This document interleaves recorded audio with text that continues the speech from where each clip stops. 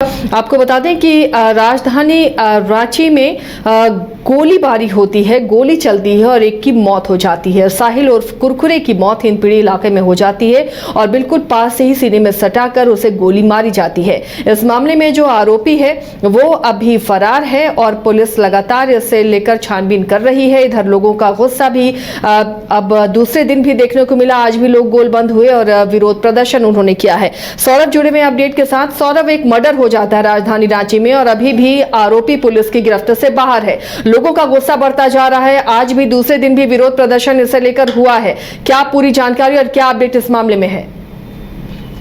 बिल्कुल, देखिए, बीते दिन की ये पूरी घटना है कि जब दिन दहाड़े एक युवक को कह सकते हैं कि गोली मारकर हत्या कर दी जाती है, जिसके बाद कहीं ना कहीं पुलिसिया कार्रवाई पर भी सवाल खड़े हुए हैं कि आखिर हिंदपीढ़ी जैसे भीड़ भाड़ वाले इलाके में साहिल नामक जो उर्फ कुरकुरे जो युवक है उसकी गोली मारकर हत्या कर दी जाती है, जिसके बाद उनके परिजनों ने पूर्व पार्षद असलम और आसिफ जो है आसिफ उनके भाई हैं पूर्व पार्षद असलम के, उनके ऊपर परिजनों ने आरोप लगाए हैं कि आसिफ और असलम ने मिलकर उनके कह सकते हैं कि बेटे की हत्या करवाई है। और जिस युवक ने गोली चलाई है उसका नाम अरमान बताया जा रहा है और अरमान की गिरफ्तारी को लेकर बीते दिन से ही जो उनके परिजन हैं वो हंगामा कर रहे हैं। पुलिस से जल्द कार्रवाई करने की बात की जा रही है। दरअसल ये पूरी घटना की यदि बात की जाए तो जब असलम के जो भाई हैं आसिफ और जिस व्यक्ति को गोली मारा गया है यानी कि साहिल, कुछ दिनों पहले ही जेल से दोनों छूट के बाहर आए हैं और जेल में असलम और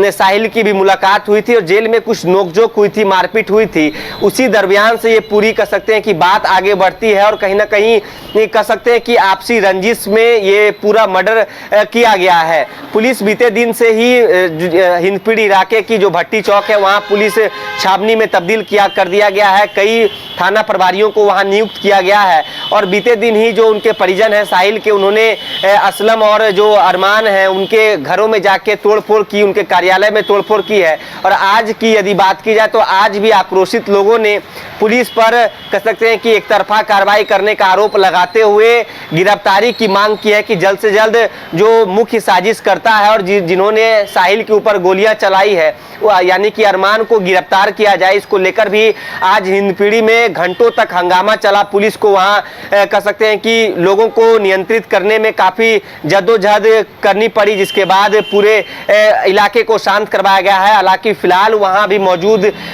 कई पुलिस पदाधिकारी मौजूद हैं और चीजों की मॉनिटरिंग कर रहे हैं। दुकानें बंद करवाई जा रही थी परिजनों के द्वारा और जल्द से जल्द जो मुख्य साजिश करता है जिसने गोलियां चलाई हैं साहिल के ऊपर उसकी गिरफ्तारी की मांग की जा रही है।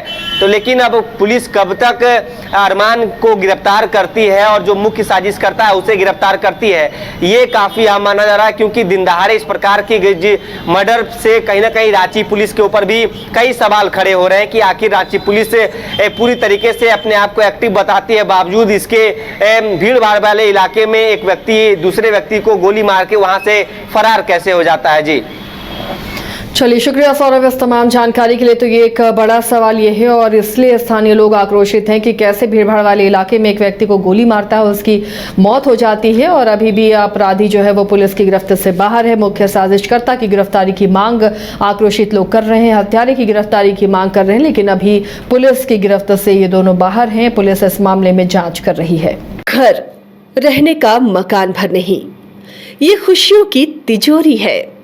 दरवाजे पर दस्तक देता पड़ोस, खिड़कियों से उमड़ आता आसमां, तारों में उलझी ऐसी ना जाने कितनी दास्तां।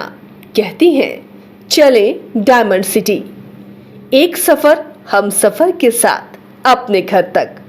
Diamond city, life long bonding, 500 से ज्यादा खुशहाल डायमंड परिवार। जल्दी करें, सिर्फ 200 फ्लैट बाकी।